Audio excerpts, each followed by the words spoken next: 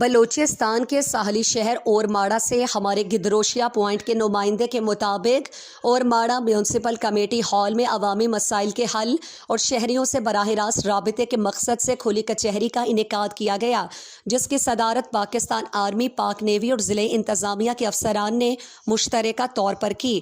کھلی کچہری میں میجر محمد الیاس، عطا اللہ، مہم خان گچکی، اسلم بنگلول زئی، نور خان، محفوظ بلوچ، مندوست بلوچ سمیت دیگر افسران شریک ہوئے۔ علاقہ معززین، سرکاری محکموں کے نمائندوں، سماجی شخصیات اور تاجران نے صفائی، پینے کے صاف پانی، نکاسی آب، تعلیم، صحت، سڑکوں، تجاوزات اور منشیات کے مسائل پیش کیے۔ حکام نے شکایات بغور سن کر متعلقہ محکموں کو فوری اقدامات کی ہدایت دی۔ میجر محمد الیاس نے کہا کہ عوامی شرکت کے بغیر ترقی ممکن نہیں، آرمی عوام کے ساتھ کھڑی ہے۔